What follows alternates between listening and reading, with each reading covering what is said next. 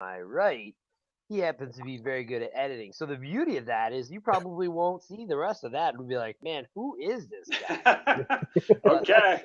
let's get down to it. So we have the folks from TOGS. TOGS out of Salt Lake City, Utah. Awesome place. I've been there a bunch of times. The riding's phenomenal. Gunner, if you get a chance, put that on your place of the list of places to go.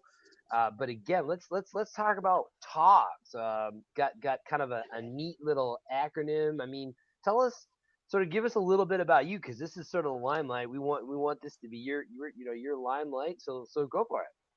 Yeah, well, thanks for sure appreciate you guys highlighting us. It's been a wild ride here. I gotta pull these out so I can hear myself. Right.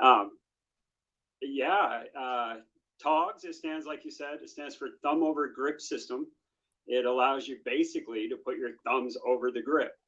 Got it. The genesis of the idea was I'm a commuter. I commute to work, and I have this cool commute. It goes on a dirt road. Even though we're in the city, I have this canal road, and basically riding that canal road every day for 16 miles. Pretty soon, you're looking for alternate grips, as we all do. And just thinking about that riding along is like, I need something different. So I start putting my thumbs up like we do, and it's a little tenuous position, that spot. So I said, there should just be a little hook right there that allows you to put your thumbs up there and rest and ride, and come home and look online, look to see if anyone had something like that. There was nothing available, so I just started making them up, little prototypes, and the rest is history, basically. Yeah. So that's TOGS, basically. And it's just been kind of a wild ride since then. That was we started selling in November, so it's been It looks like you said 2014 you started, and as I was mentioning just a few minutes ago to Gunner, you are sponsoring some pretty high profile riders. You got a winner of the Leadville 100 U23 on your roster. You have Justin Lindeen, the Honey Badger, good buddy of mine, by the way. Awesome, that kid's an animal. Isn't he? Love. He's Mr. Cycling, very very personal, great guy. Maybe we'll harass him sometime. We'll get him on here, but also too. I have noticed just the amount of reviews that you guys are getting. You're definitely on everyone's radar. So Gunnar, this is pretty excited.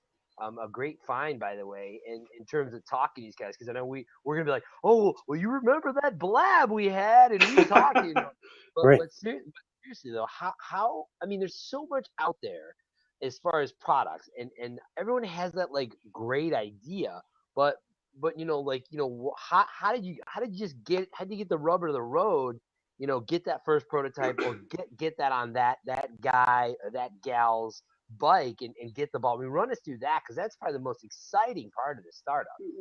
Right. Yeah, it's super exciting for sure. When I look at it, it's kind of like a blur is how it all happened. Basically, like I mentioned, I had some moldable prototypes, and then I just gave them out to some of the riders I knew, and the feedback was like, keep going with this, because we couldn't quite get our fingers around why it worked so well and what it was doing. But basically, they encouraged me to dump a bunch of money into it, more or less, money I may or may not have. But it's been one of those ideas where it's just organic, I guess, if not to overuse that term, but it basically has grown into something that we had to do. Okay.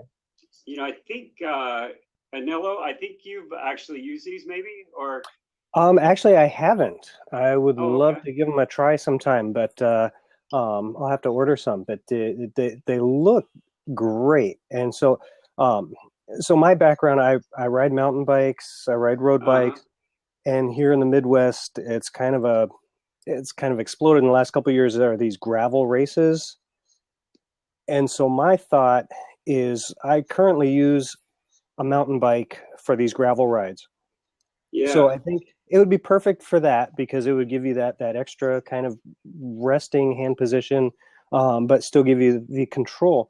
But then I'm also thinking that for people that ride cross bikes or drop bar mountain bikes in these gravel events, is there something? I mean, obviously, handlebar diameters are different between mountain bike and road bike, but would that be something that you might put on the radar? Is something for road bike bars or cyclocross bars for that exact same position with a little extra control right there? Yeah, that's a great idea. That's a good point. That's great. Yeah, you're not the first to mention it, but that's a great idea. We've, hitting a bunch of the shows like Sea Otter a couple weeks ago, Interbike. That's a common response is, I have a drop bar bike, a road bike, gravel crusher, and what do you make for me? And we've actually have our engineers made us a prototype mold of a 31 millimeter diameter. In the stem area. Yeah, and it actually works pretty good. We had some of them made up, and it's also the same diameter as a mountain bike bar there, so I've been able to test them. Okay. And it's something that I think will be a product. It's just we're not onto that one yet, but it's super comfortable for sure. We have some races out here in Utah, like the Tushar. I don't know if you've heard of that one. Yeah, the Christian the Tushar. Yeah, right. Like we were looking to sponsor that. It's a classic race because it kind of pits the drop bar bikes against the flat bar bikes, and hopefully, if I can get this other prototype up and going, we can maybe see how that will go with next year's Tushar. But as far as the gravel crushing and the fire roads, the mountain bike product is perfect for those kind of things. Anywhere is flat or a climb. That's where this product really shines. Case in point, you're talking about Justin, which is an animal for sure. But the Fire Road 100, I think it's the 100. You may have heard of that trail. It's basically just a fire road that, nothing technical, just a climb. And he ended up taking that this year, winning that on those. So, I would say that's where these TOGS really shine, is anywhere there's a climb for sure. Right. But flats or just cruising is also really good. Right. So, I can definitely see that. I mean, your distribution, obviously, you're just starting out. Looks like there's a couple places by you, Gunner, that TOGS are available. Okay. I did the TOGS.com dealer locator. And unfortunately, in Rochester, New York, it was a very lonely blip. So no worries, but we're working on that. But in all fairness, though, to Gunner's point, I do have definitely a fixation for gravel. I can see it. What we were talking about earlier, we were talking about sort of that whole ergon craze. And when I was riding single speed, I had remember those like fatty, weird, ergo contour grips. And, it made tons of sense for that application. But, I told him, I said, like, once I got to my trail dually, cross country bike, it didn't really make much sense. But the irony is I do have one ergon grip that I have does have kind of like that weird like nub on the end of it. I don't know if you see it. They're not quite bar ends, but the bar end shape does have kind of I wish if I had an image I could show you. But my point is, when I was looking at the TOG site, I did notice, and correct me if I'm wrong, isn't there a product that goes on the end, right? Am I seeing that correctly? That you can use. Oh, I think you. Did you see one of the reviews where someone had taken some TOGS and put it onto the bar? Yeah. Okay. Yeah. So that was I thought I was like, wow, that's kind of a cool idea. I mean, that's a customer using it. Now, was it intended for that kind of use or what? That's the beauty of something new like this, is you see how it's getting used. Right. And it wasn't that fellow, but another one had recommended and shown me some photos on his bike where he uses them as a pinky protector. So in the single track through the trees and stuff, in his case, he would put his finger over the end of the bar, and that was breaking his pinky. And so he put that on there just simply as a pinky protector. So that's one use I've known of them. It's not exactly what we had in mind for it. Right. But I think the one that you see in the reviews, that was a recumbent bicyclist. Yeah, I did see it. Yeah. And then his hand would come off the bottom of the bars because he has them kind of in a perpendicular position. And that would just hold his hand up on there. So that was kind of a novel use. Yeah. We a few other things. I don't know if you've seen our new model, the hinged model. You can kind of see it here. Nice. It hinges. With this, we're seeing a lot of improvising because it can go on anywhere so easily. I mean, it just snaps in place, and then it's the one bolt that makes it super easy to install, especially if you have ESI grips or other hard to remove grips.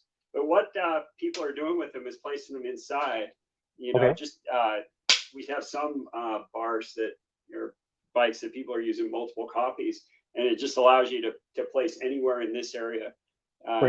You'd kind of alluded to that on a gravel crusher or whatever. You're looking for every hand position you can find, really. Right.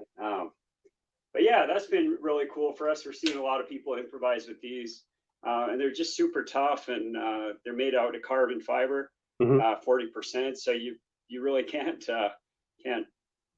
demolish them. But that was highly recommended that we go with that as well. So that's what's come of that. Right. Awesome. No, that hinge design, that looks awesome because to be able to take it on and off without having to remove your controls or your grips is great, and then also being able to maybe move them or try different positions fairly easily. That's pretty cool. Now, correct me if I'm wrong. I was talking to someone that rides a hybrid today, and I had mentioned that we'd be talking to you. And I believe a hybrid bike has the same bar diameter as a mountain bike, so potentially that would give riders of just the basic trail bike recreational cyclists, it would give them another hand position also, because I know that coming from retail, even for just recreational riders that maybe ride at the most an hour at a leisurely pace, they'll still have hand issues and stuff, and so that may be another way for them to feel more comfortable too. Yeah, this product, it's really cool. Once you try it, it really is truly a new way to interface with your bike. So when you get your hands up there, it's almost like you're riding a bike again in a way. It has a new feel to it. Right. And so, those riders that maybe come across the hill and then that's the end of their ride because they don't have it. Right. This may just be the little bit that gets them to go an extra mile or tackle that hill. Right. But yeah, as far as bikes go, I mean, any flat bar bike, it works. Not very rare or not very often do you see standards in the bike industry, but this whole grip area on any flat bar bike is 22.2 millimeters. Right. So it's pretty good. Plus there's a little manufacturing variance in these that allow for, to fit even if the bar starts to slope up a bit. Mm-hmm. So there's just really a lot of options that way. I kind of feel a little odd that this has been so mountain bike pegged, because really the commuter is perfect for them. Mm-hmm. Because like I was mentioning before, that's really where this idea was conceived. Yeah. And just simply because on those flat rides, there's really no reason to hold on to a bar, especially for a long ways. Yeah. And, we've always been told, or at least I have, that, you should never put your thumbs over the bar. Right. But we all want to do it because that's where you go when you're gassed or it's just a comfortable spot. Right. And so, to be able to do that now is very liberating. Plus, it gives you a new feel kind of, when you're in this spot, I don't know if you can see it a little, you get this leverage where you get to pull against that. Mm-hmm. It gives you kind of that old BMX, lateral support side to side. Okay. It's really a fun way to ride. It's without doing it. I mean, you can kind of get the picture. Right. But yeah, it just makes for a really fun interface to the bike. Somewhat new, I guess. Right. Yeah. Excellent. It formalizes that spot. So. Now, do you know anything about? So, say say potentially someone wants to put it on a road bike, or say a professional cyclist, road cyclist wants to put it on a road bike. I know back in the day, Cinelli had a product called Spinachis, which were like bar ends except for in the middle. And they tried to get those in use in the Peloton, but the UCI said, no way, not going to happen. You can't have, I can't remember exactly their terms, but it was like, you can't have something pointing forward on your handlebars in a mass start road race. Time trials, it's like, okay, whatever.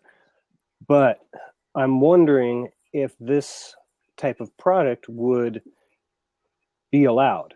Or, I mean, do you know anything about the UCI rules or what? Because potentially it, like we were talking before, I mean, just like how the gravel grinders could use it, mountain bikers can use it, commuters can use it, potentially it could be a very good product for road cyclists. You know, you're going out 200 kilometers, and just that, once again, just that extra position to have a little bit of leverage could make or break a placing in a race. You know, having that, you're not as fatigued, and you come into the end and you're able to finish well. So again, I think that was a long-winded question, but do you know anything about potential road bike application and possible restrictions by the UCI? Yeah, I can't be sure on if they would restrict it. I kind of doubt it, just simply because of the length of these is, I mean, so short. Right. My guess is on those that they would be worried about, catching another rider. Right. I know, like for instance, in the mountain biking world, some mass start races are prohibited with bar ends because you can catch foliage and hurt yourself. But really, it's because if you're going to catch your friend in the kidney, or they're not safe for other riders. So I assume that's what UCI is thinking with the road bikes as well. These things are so they're not long enough where I could see you could even really catch another rider.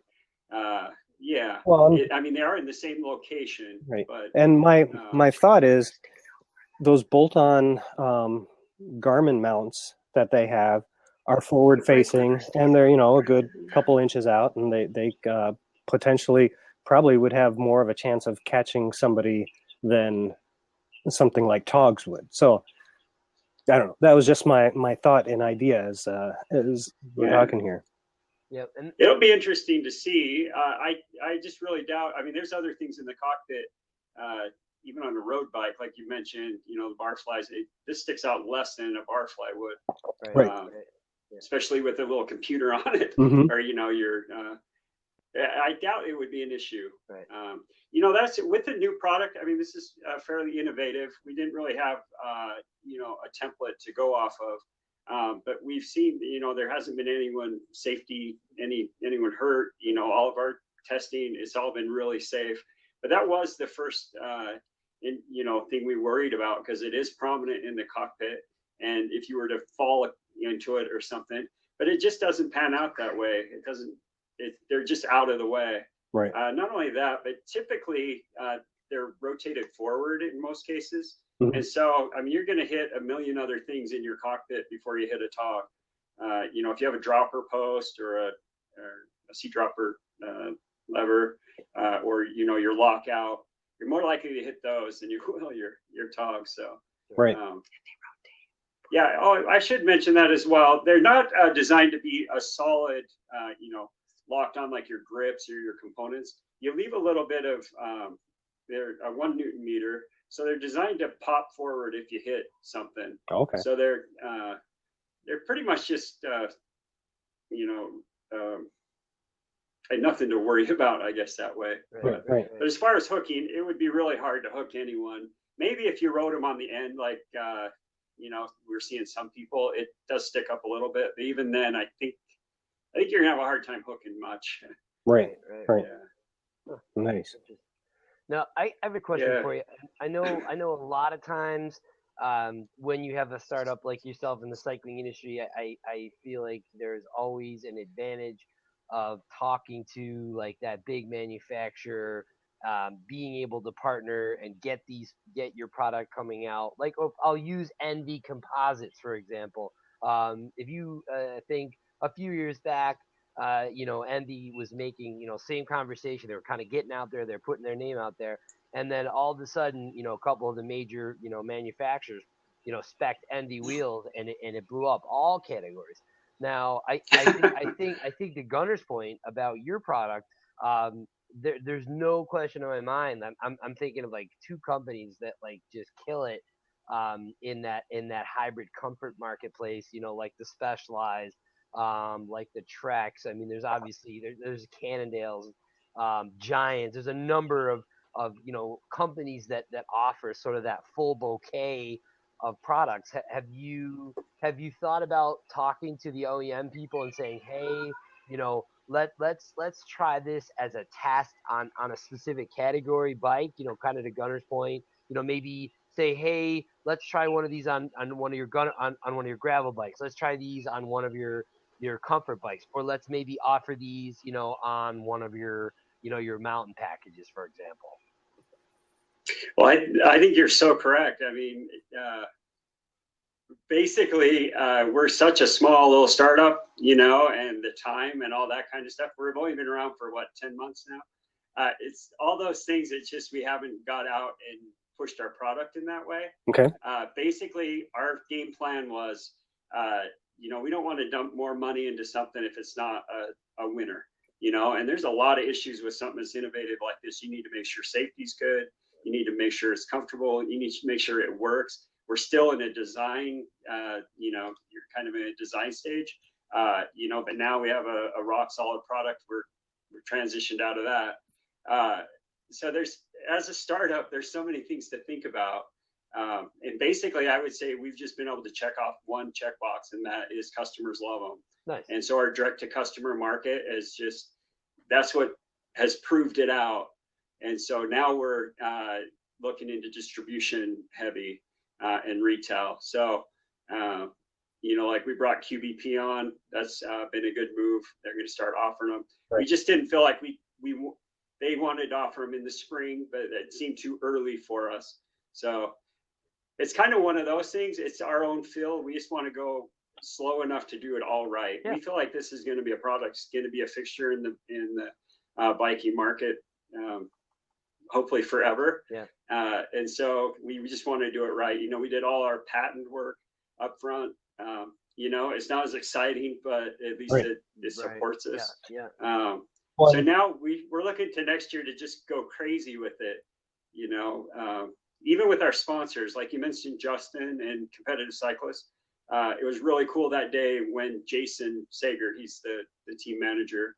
I didn't even know him. And he just contacted me out of the blue. He's like, I don't know where I got some of these, but they're awesome. Can we get our team on them? And it's that kind of stuff that validates the product. And of course, they've won all year on them, so that's great, Right. And I feel like I should do more for them.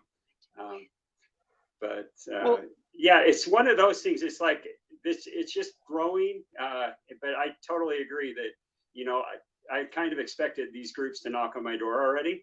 And there has been interest somewhat, but it's more at a rider level and a corporate level. Okay. So, and that's what feels right anyway. Right. To us at this point. Yeah. Okay. So I think with QBP taking them on and getting it a full exposure to the retail store, I think hopefully that's when, more licensees and OEMs start calling. Right. So. Right. Yeah. Nice. I mean. All right, good. Yeah. The product, is super small and, it's fairly inexpensive.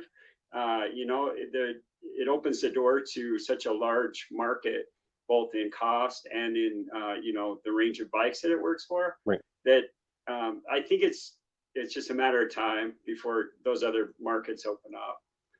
Yeah, it needed a full season of racing and all that stuff on it too to get people excited. Sure. Where this just the climbing alone, it's just such a climbing aid that even whether it's on your commute, the hill on your commute, or the hill in a race, it's like you're really at a disadvantage without these.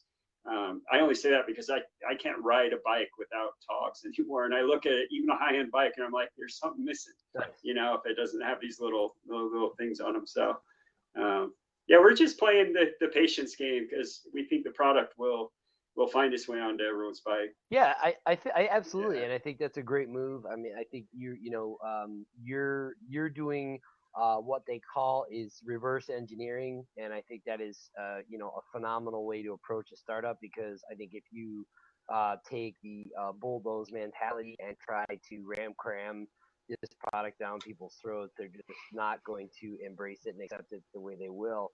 And for clarification for the folks that are watching now, again, we're tuning in with TOGS. The consumer price, and again, I'm not quoting QVP. I'm on TOGS.com.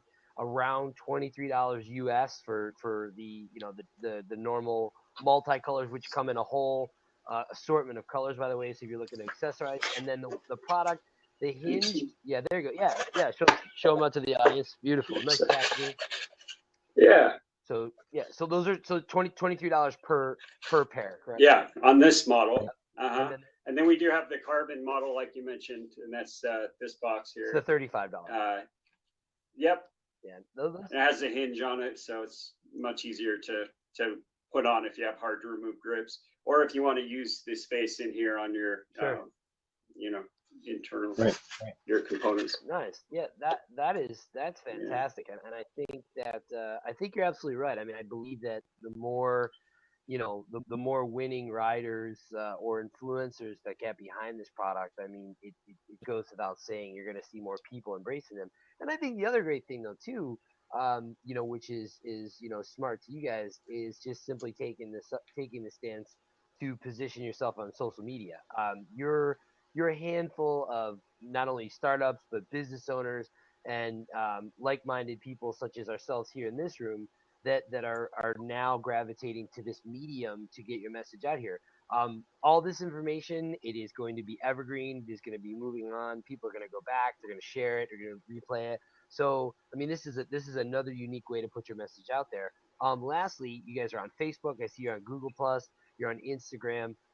Instagram, without question, is an incredibly powerful consumer influencing tool. So if you get the right champions out there on your product, posting pictures, the little quaint little shots. I mean, I was looking at your feed.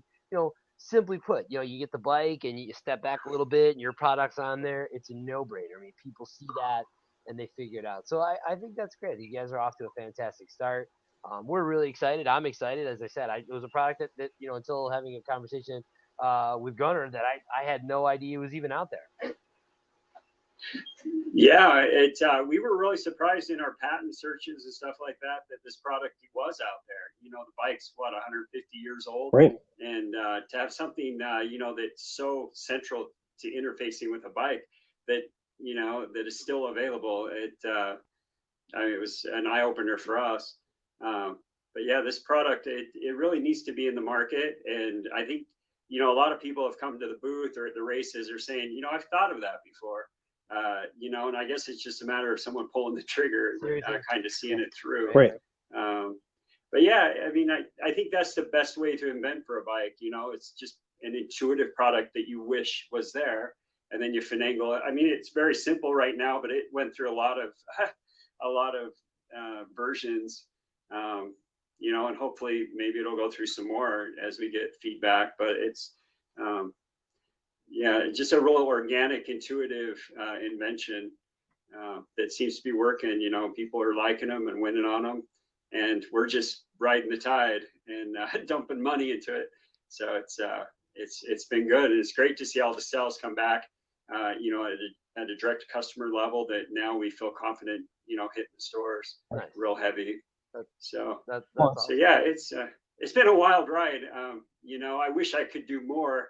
But in 10 months, we've kind of, with development and patenting and testing and racing and, hitting the shows, it feels like a whirlwind dust, but nothing moves fast enough, really. Sure. Right.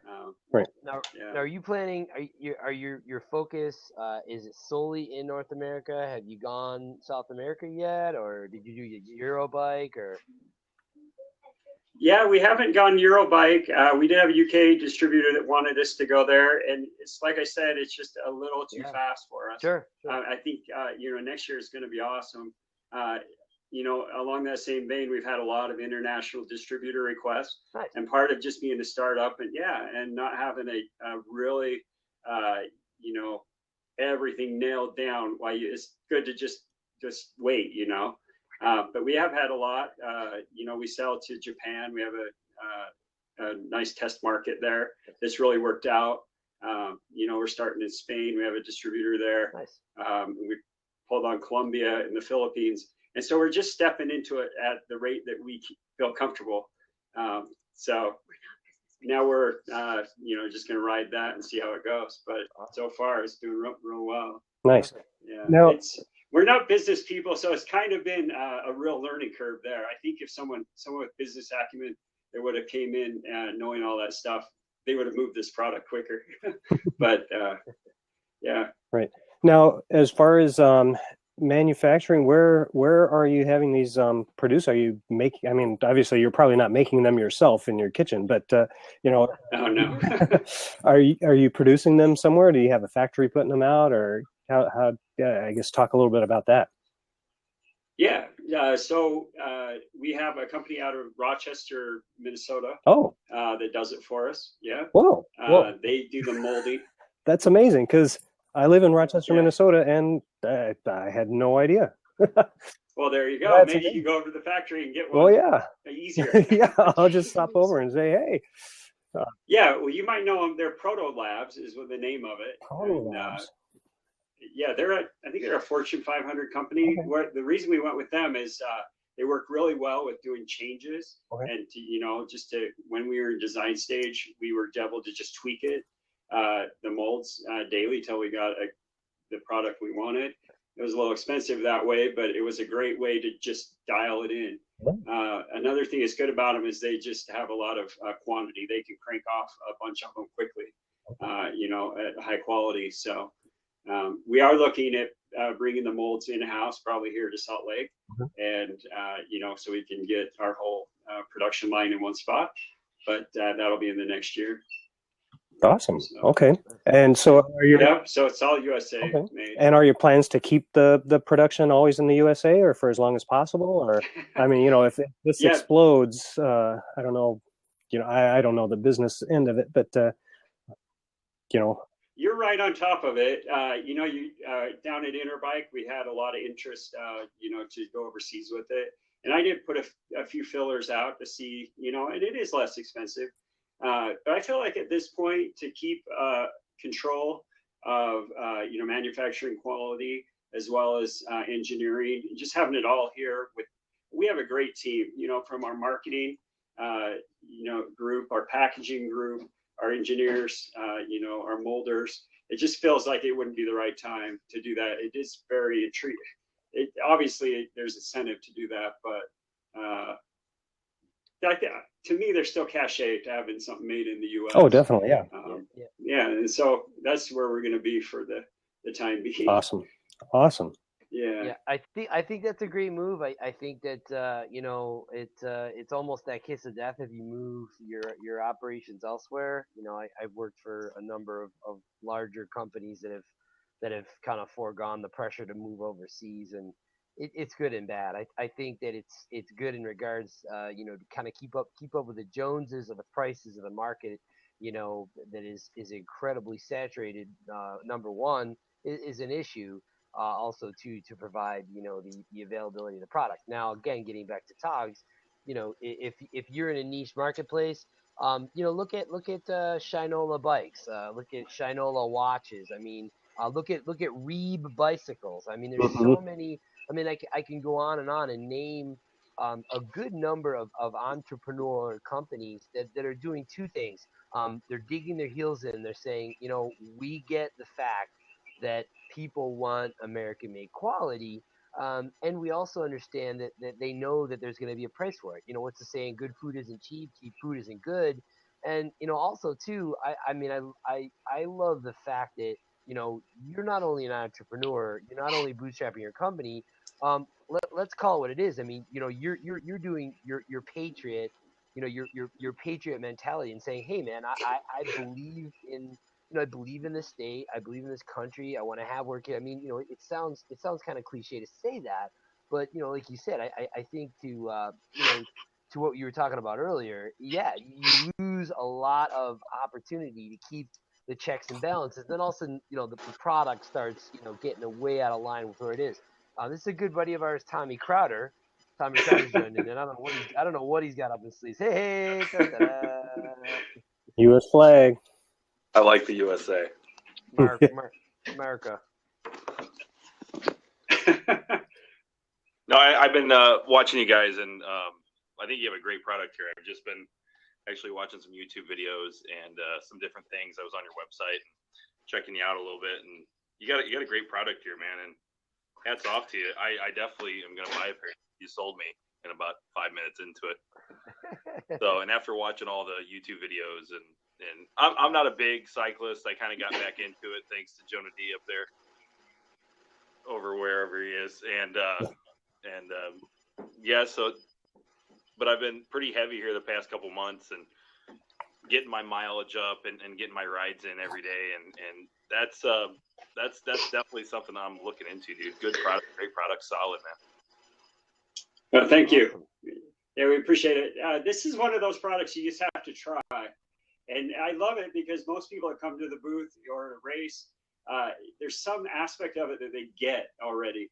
And if that can translate into getting it on their bike, it's pretty much a sold thing. So it's just fun watching it grow.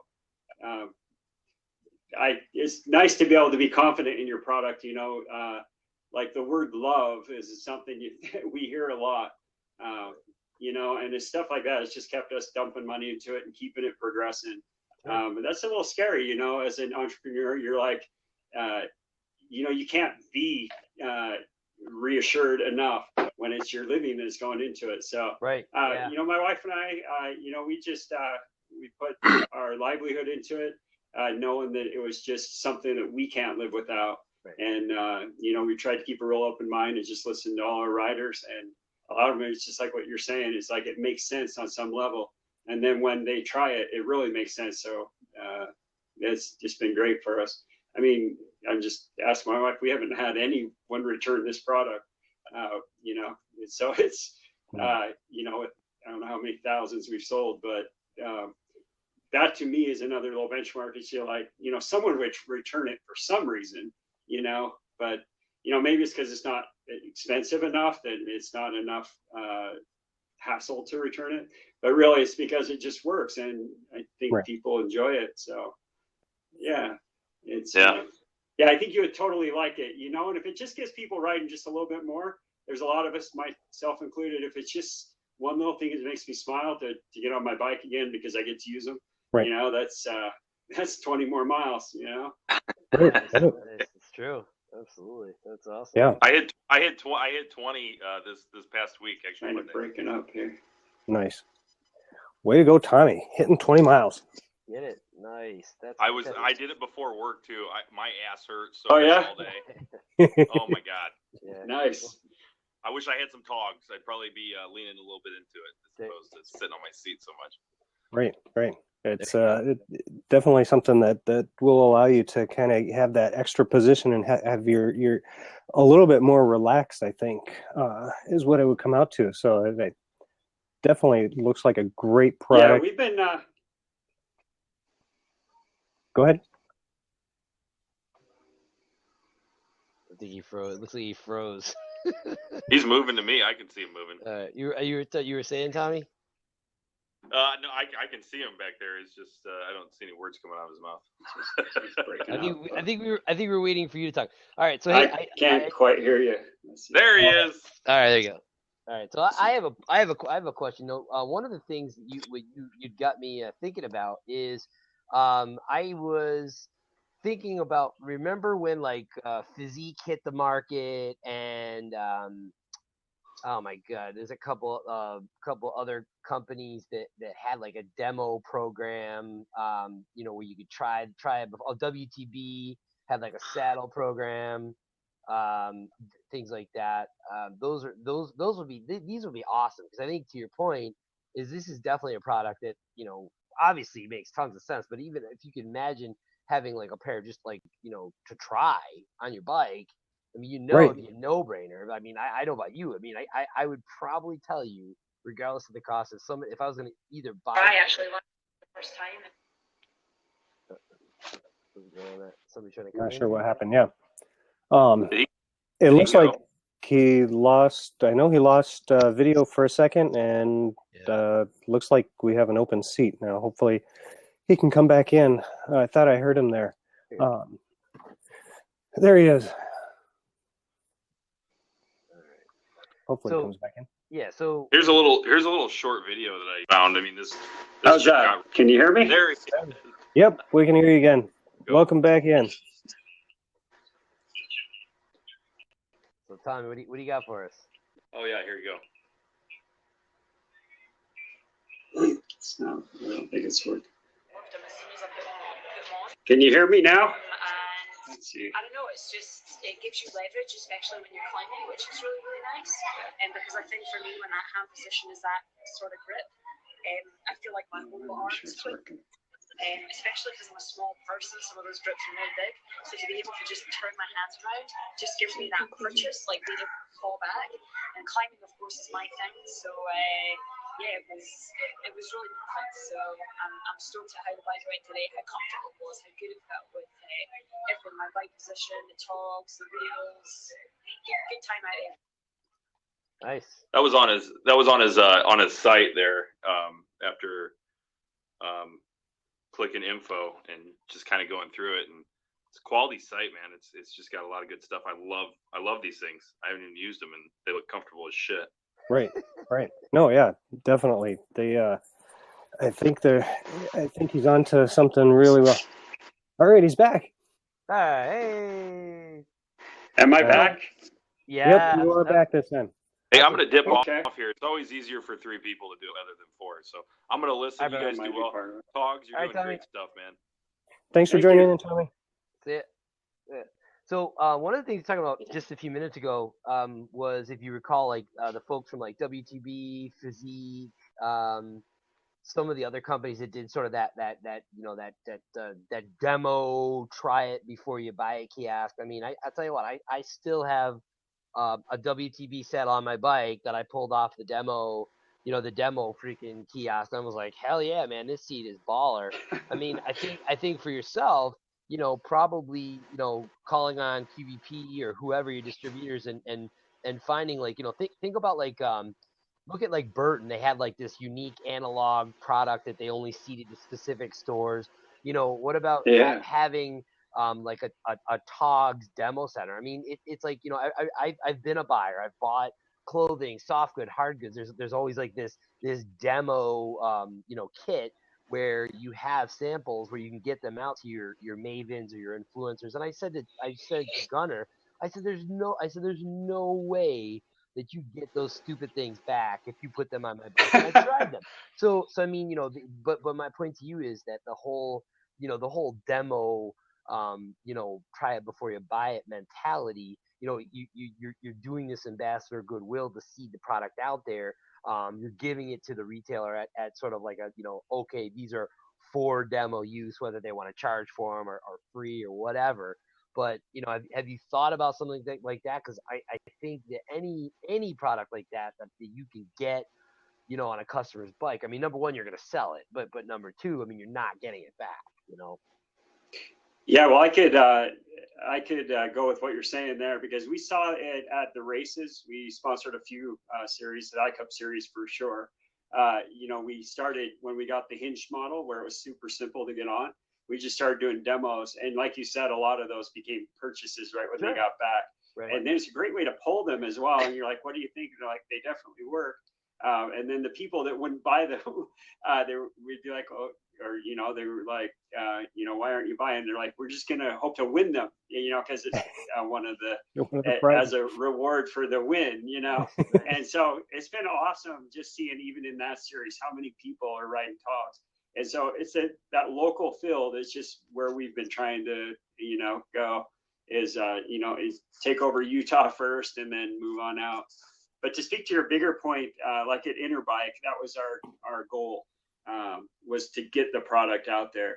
And so retailers, especially if they visited the booth, they got a free set, and it's turned into a bunch of sales for us at store level, which is great. Yeah. I just wish there was more way to get more of them out there, in that manner.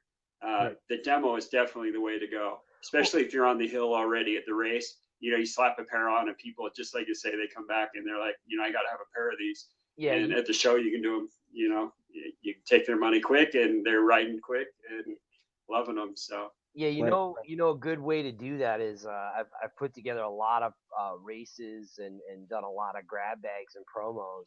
I would say that, in my opinion, and Gunnar, you can tell me if I'm wrong, but I would imagine kind of a promo insert, or whatever. I hate to use the word rack card, but number one, you need their information, right? Number one. You need their information and their email, and you got them. So they become part of your database, which, as we all know, that's the strength of your measured, how many emails you have, what your database is. But, my point to you is that at Interbike, people just walked up and you gave them a free pair. I mean, obviously you tried to prime the pump and tried to get a little bit more, palm pressing and business cards out of it. But what I'm saying is that, in a situation like yourself, our company that's bootstrapping, and your sole hub right now is Utah, and you can't be everywhere at once. But this is a great opportunity to not only talk to your riders, but to talk to people like myself, like Gunnar, and say, hey man, what is use your social media platforms, reverse engineer, and say, hey man, we're taking a vote, we're going on the we're packing the Sprinter, and TOGS is coming to your town, a town near you. Where should it be? Okay, is it Kingdom Trails up here in New England? Absolutely. You got to be out of your mind if you didn't pull up the TOGS van to Kingdom Trails. I mean, they'd be pulling the wheels off the Sprinter. But places like that. I mean, there's a number of other kind of gravity go-to spots that cyclists will more than likely be at any given time, because it's a go-to place. But like you said, I think those are ways where somebody goes to a gravel grinder event and goes to their ditty bag, and they go, oh, what are these stupid TOGS things or whatever? I've never heard of them before. But then if they realize, hey man, name, email, we want to send you a free pair, we want to put you on the social media Maven team, or whatever the hell you call it. I mean, you'd be surprised. I mean, the response would be huge. Right. Tommy Crowder just had a question on the chat, and what's the next event or show that TOGS.com will be doing? Oops, looks like you got audio only from TOGS there.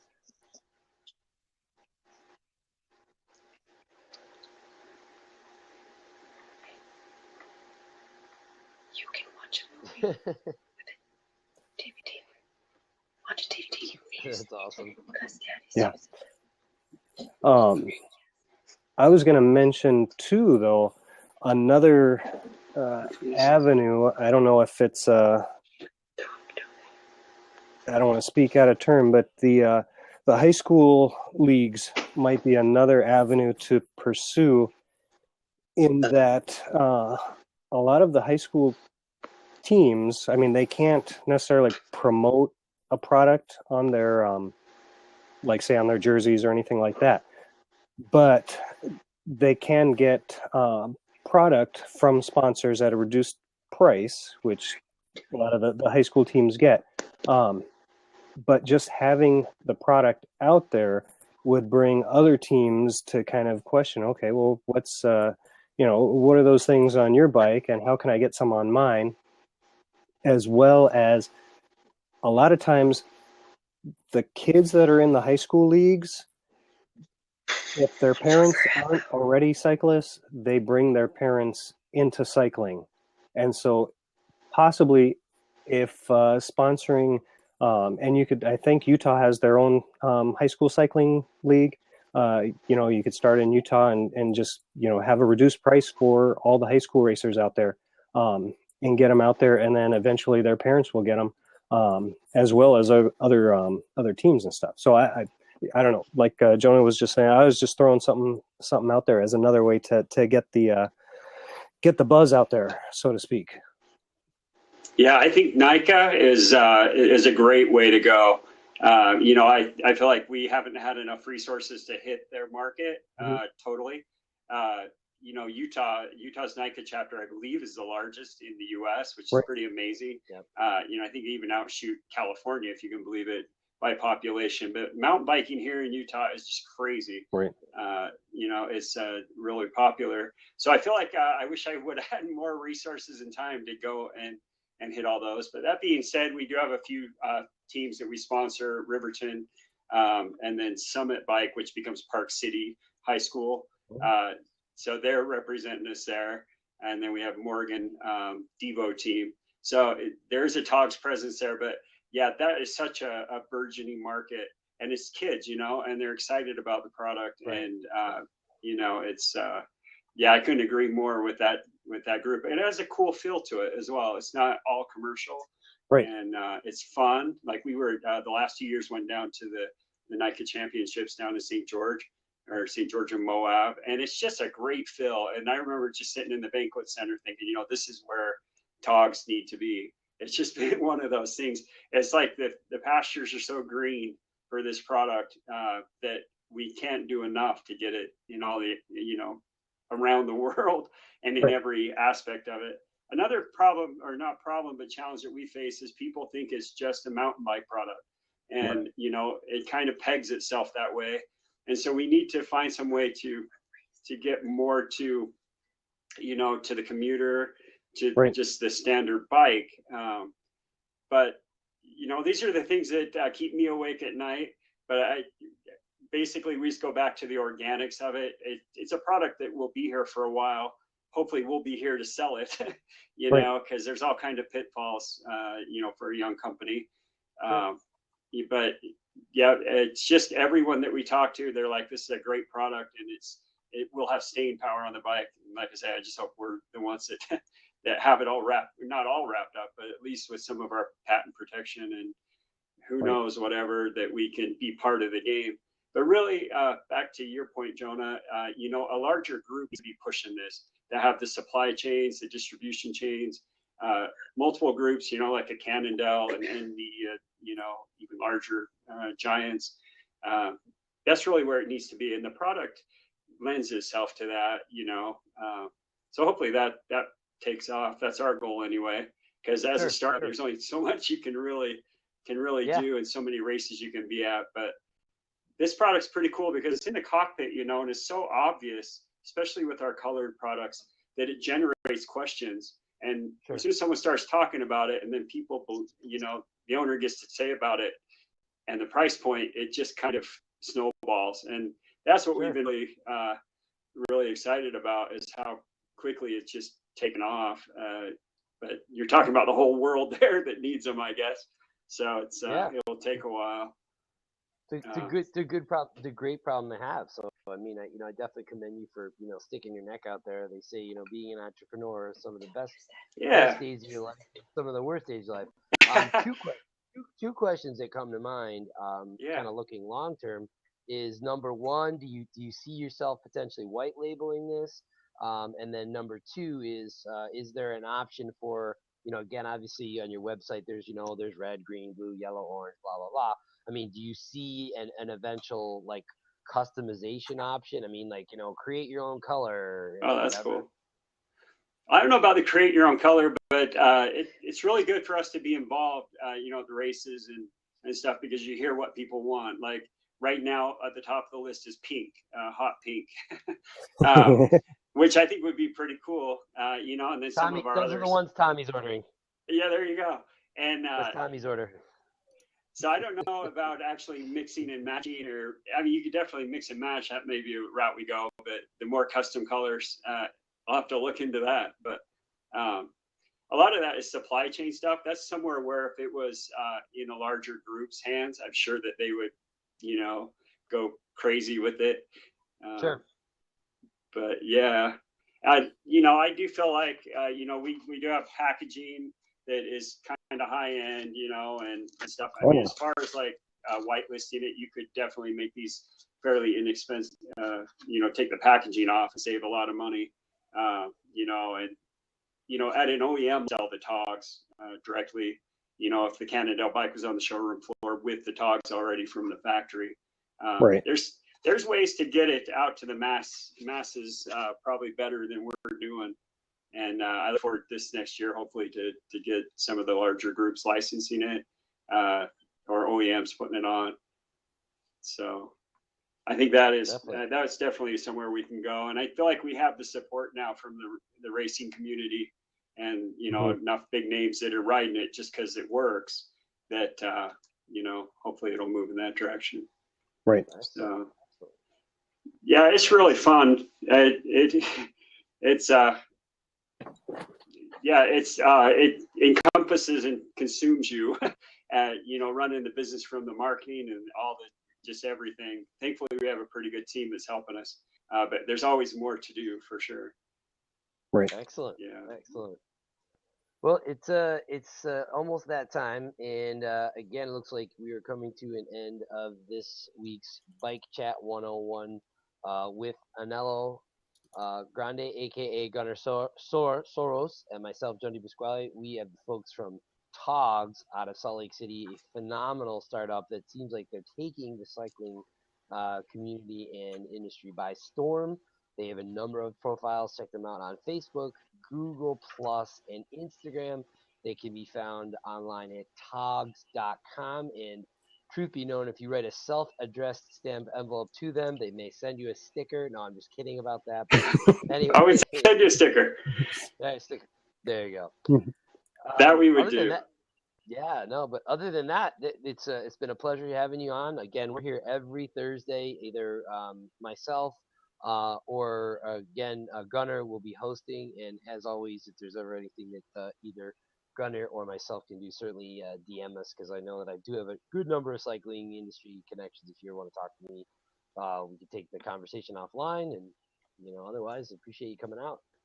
Yeah, totally appreciate it. Thank you very much for talking to us tonight. Really appreciate it. Yeah, thank you so much. This was great. I love talking about this product, as you guys can tell, and I'm glad that you guys are interested in, pushing new products out to the masses. And this kind of stuff I like to hear. If I'm a cyclist looking for a new product, so I really appreciate you guys giving me this platform. It's been great. Yeah, absolutely. And like I said, have a great. You're a little bit. I'm a little bit farther. I'm farther ahead between all you guys. It's 10 o'clock here in Rochester. I'm freaking sleeping here, but right. Anyway. All right. Well, very good. Excellent. Yeah, thanks so much. Appreciate the people in our audience. Red Flag Dan, Tommy Crowder hanging out there. I think he'll get a signature pair of pink togs coming up as soon as they're available. In the meantime, I am going to sign off. Gentlemen, thank you so much for your time. All right. And I just wanted to mention, too, that if somebody's catching this on the replay, we possibly will be still checking comments. And so if there's comments in the future, go ahead and leave them, and we'll either respond to them here or get in touch with TOGS and answer the questions for you. So if you're catching this on the replay, feel free to comment away. So maybe if I'll just say for your listeners, perhaps we could put a discount code in, 20% off, just for those people tuned in. That might be a nice comment, so you can look for that if you guys aren't opposed to it. No, that's definitely nice. Yeah, let's try that. I think everyone would appreciate that, and so we definitely are open to doing that. So go ahead and I guess get us that code. Either I don't know how you do that, but if you not email, direct message us, or if you just want to type it into the chat here too. Go ahead. It's all good. Okay, well, thanks, gentlemen. No problem. Thank you so much. Appreciate it. Have a good night. Thanks. You too. Cheers.